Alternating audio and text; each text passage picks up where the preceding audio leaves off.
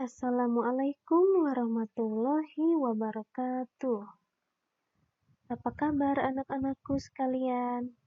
Semoga sehat selalu dan wabah virus corona cepat berlalu, supaya kita bisa menjalankan aktivitas seperti biasa dan kembali belajar ke sekolah. Nah, Bunda Nova akan memberikan materi tentang sehat dan nyaman menggunakan komputer.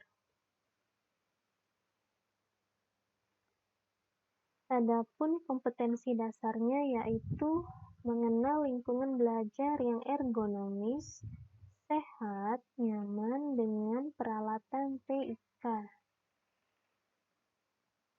Tujuan pembelajarannya yang pertama, melalui presentasi, peserta didik dapat menjelaskan kondisi ruangan yang baik bagi komputer dengan tepat. Lalu, peserta didik dapat mengidentifikasi posisi komputer dan sikap tubuh manusia di depan komputer dengan tepat.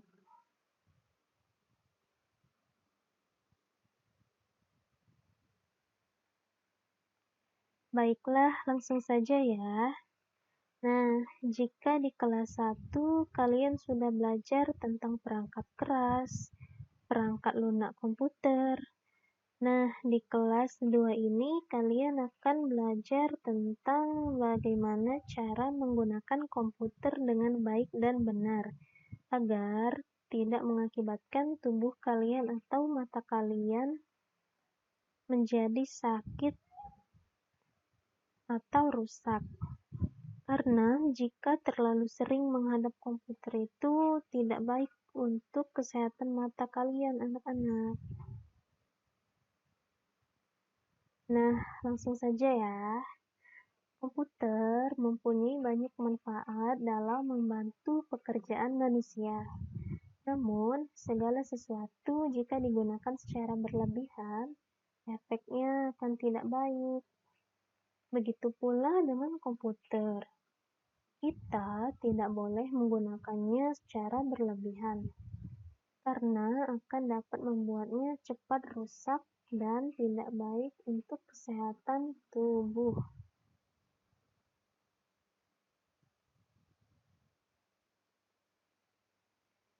Kondisi ruangan. Penerangan yang cukup.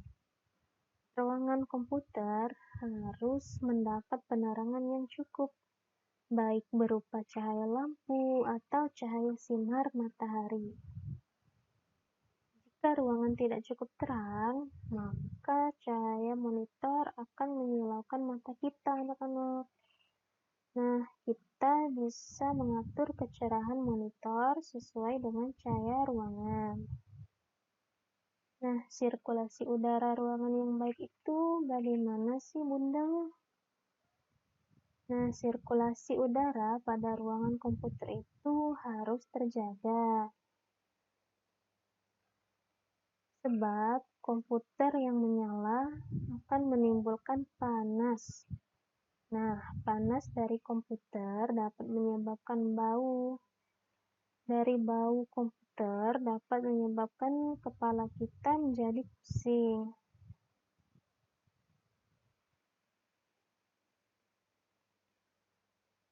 Ruangan tidak bocor dan tidak lembab. Sebab ruangan yang bocor dan lembab akan berakibat air masuk ke dalam ruangan. Apabila mengenai komputer, maka komputer akan rusak. Dan jika lembab udara akan mengandung uap, juga akan dapat merusak komputer. Soket-soket bisa berkarat dan akhirnya komputer rusak. Ruangan tidak terkena langsung sinar matahari. Sinar matahari akan membawa panas. Padahal di dalam komputer juga panas. Nah, apabila hal ini berjalan cukup lama, maka komputer juga akan rusak.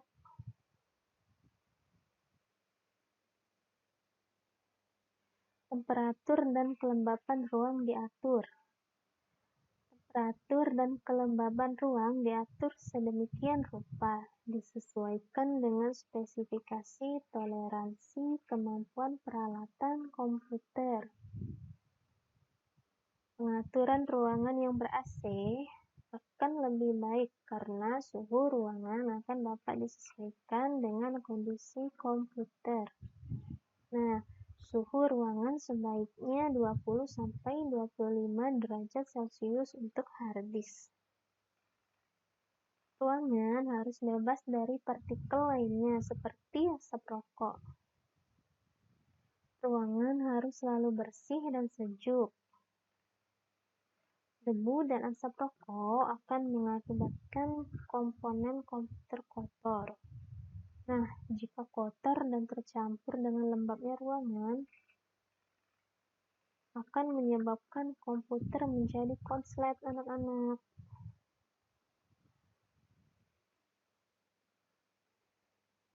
Posisi komputer. Yang pertama, mengatur posisi monitor. Kita harus memperhatikan jarak pandang dan posisi monitor. Monitor harus diatur agar kita tetap nyaman untuk menatapnya.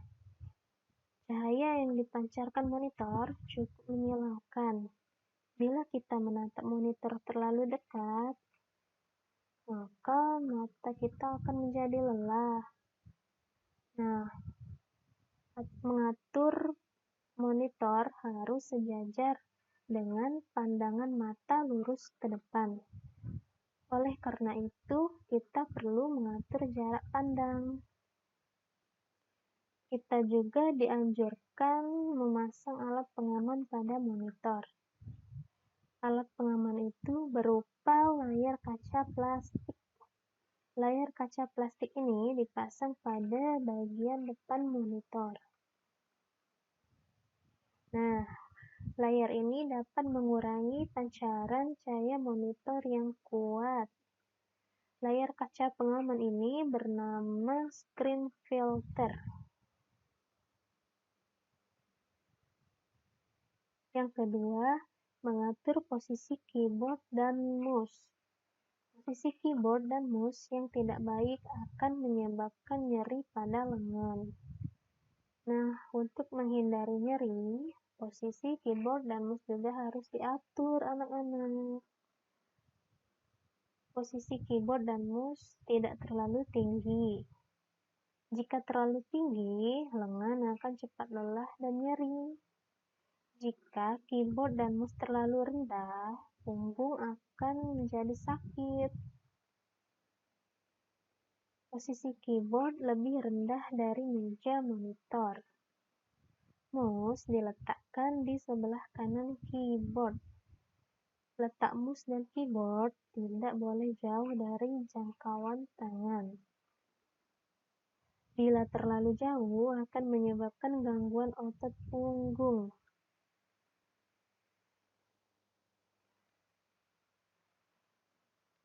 Nah, di slide presentasi, Bunda Nova sudah memberikan contoh gambar posisi monitor, keyboard, dan mouse dengan baik. Kalian dapat mencontohnya ya.